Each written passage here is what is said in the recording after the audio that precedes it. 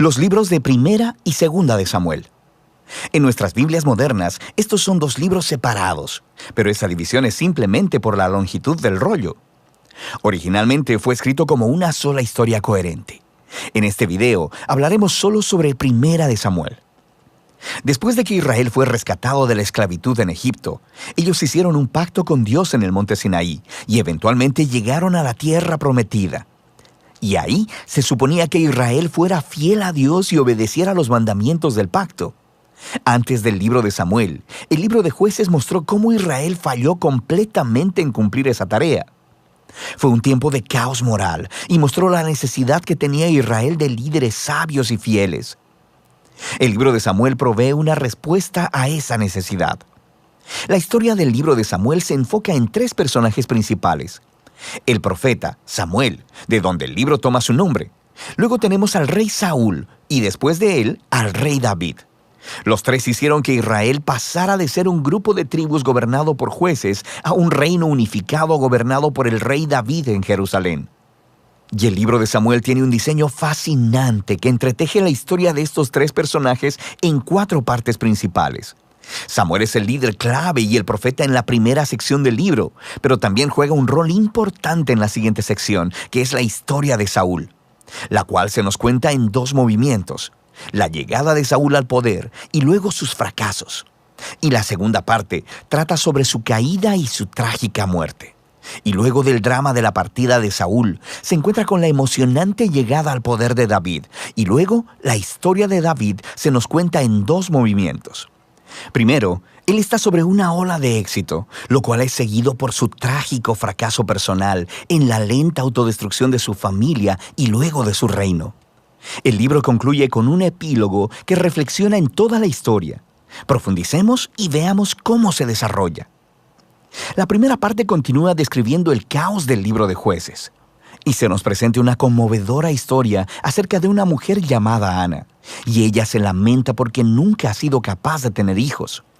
Y por gracia de Dios, ella finalmente tiene un hijo llamado Samuel, y en su gozo canta un asombroso poema en el capítulo 2.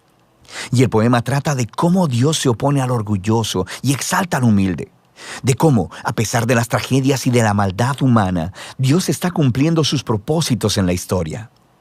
Y también trata de cómo Dios un día levantará un rey ungido para su pueblo. El poema de Ana ha sido colocado aquí en el inicio del libro para introducir estos temas claves que veremos a través de toda la historia, como el siguiente.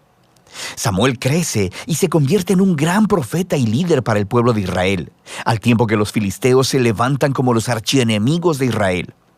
Y en esta batalla crucial, los israelitas se vuelven arrogantes, y en lugar de orar y pedir la ayuda de Dios, sacan el arca del pacto como una especie de trofeo que automáticamente les dará la victoria en la batalla.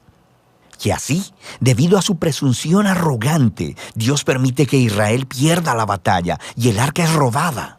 Así que los filisteos toman el arca y la colocan en el templo de su dios, Dagón. Y luego el Dios de Israel derrota a los filisteos y al dios Dagón sin un ejército, enviando plagas sobre el pueblo.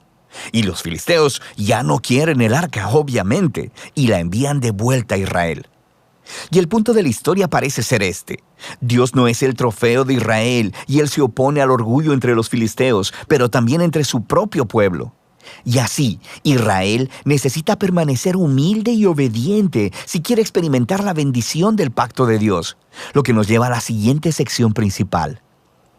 Los israelitas vienen con Samuel y le dicen: «Oye, queremos un rey como todas las demás naciones. Ve y búscanos uno». Y Samuel, un poco molesto, va y consulta con Dios, y Dios le dice: «Sí, sus motivos son malos, pero si quieren un rey, dáselos». Y así se nos presenta Saúl. Saúl es un personaje trágico porque empieza siendo muy prometedor. Es alto y bien parecido. Es el candidato perfecto para ser rey.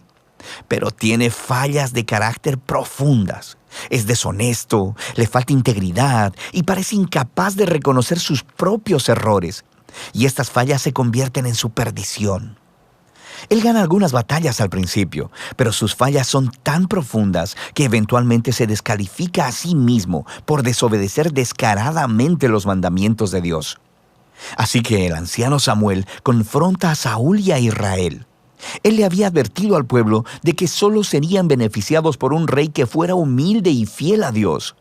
De otro modo, los reyes de Israel traerían la ruina. Así que le informa a Saúl que Dios levantará un nuevo rey para reemplazarlo.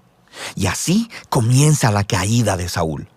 Al mismo tiempo, Dios está trabajando detrás de escena para levantar a ese nuevo rey. Es un insignificante pastor joven llamado David. Es el candidato menos probable para ser rey.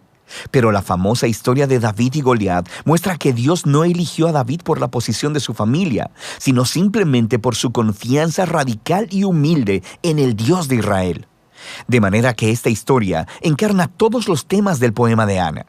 Los orgullosos Saúl y Goliat son humillados, mientras que el humilde David es enaltecido. De aquí vemos a Saúl descender lentamente a la locura, mientras David llega al poder. David comienza a trabajar para Saúl como general, y está ganando todas las batallas, y también está ganando toda la fama. Y Saúl se pone celoso y empieza a perseguir a David, hostigándolo y tratando de asesinarlo. David no ha hecho nada malo, así que David simplemente huye y espera en el desierto. Y aquí vemos el verdadero carácter de David. Él tiene muchas oportunidades de matar a Saúl, pero no lo hace.